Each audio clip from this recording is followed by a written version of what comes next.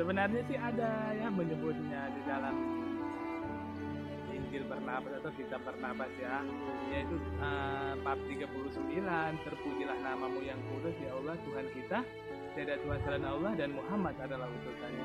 Jadi di sana di dalam kitab dia yang dulu pun sudah menyebutkan Injil Barnabas tidak memenuhi kriteria kitab-kitab kanonik, sebab isinya bertentangan dengan kitab-kitab kanonik.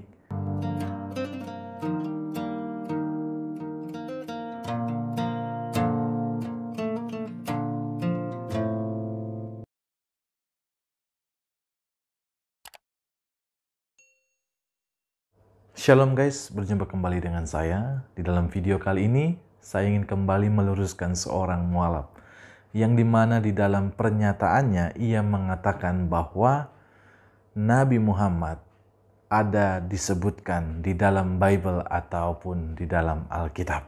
Dan bagian itu terdapat di dalam kitab atau Injil Barnabas.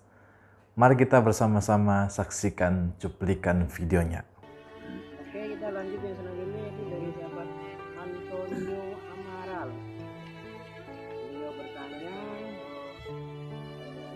yang apa kamu tahu di dalam Bible ada sebutan tentang Muhammad? Wow, dalam apa? Dalam Bible ya. Muhammad. Apa awak tahu? Coba. Sebenarnya sih ada ya menyebutnya di dalam Injil Barnabas atau kitab Barnabas ya, yaitu bab 39, terpujilah namamu yang kudus ya Allah Tuhan kita, tiada Tuhan selain Allah dan Muhammad adalah utusannya. Jadi di sana di dalam kitab dia yang dulu pun sudah menyebutkan kalau tiada Tuhan selain Allah dan Muhammad nabinya. Begitu kan? Iya. Jadi kalian bisa buka di sana ya. Jadi di sanalah bisa kalian mengetahuinya secara keseluruhannya. Terus kemudian waktu beliau mendapat hidayah, dia tahu di dalam kitab Quran ada sebutan mungkin disitulah pintunya terbuka. Kita sudah menyaksikan bersama-sama cuplikan videonya. Nah, jelas di sana si mualaf ini mengatakan bahwa ada nabi mereka disebutkan di dalam Bible ataupun di dalam Alkitab. Apalagi ia menyebutkan itu terdapat di dalam Injil Barnabas.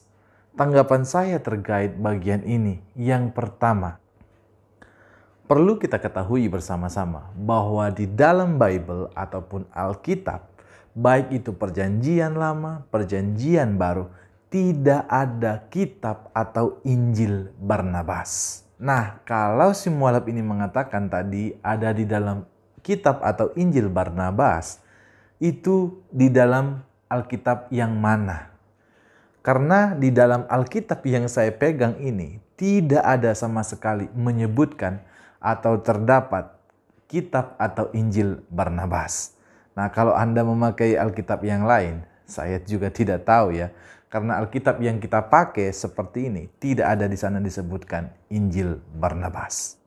Yang kedua, perlu juga kita ketahui bahwa Injil Barnabas termasuk Injil apokrif. Dan Injil Barnabas tidak memenuhi kriteria kitab-kitab kanonik. Sebab isinya bertentangan dengan kitab-kitab kanonik.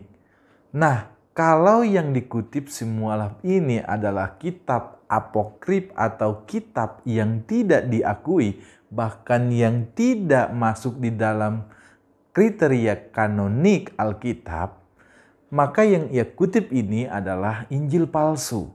Dan kalau itu Injil palsu, kalau kita mengklaim sesuatu dan itu kita klaim dengan memakai yang palsu, tentu apa yang kita sampaikan itu tidaklah akurat dan tidak bisa diakui sebenarnya.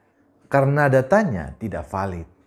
Jadi janganlah memakai metode memaksakan kehendak diri sendiri terhadap iman kepercayaan orang lain.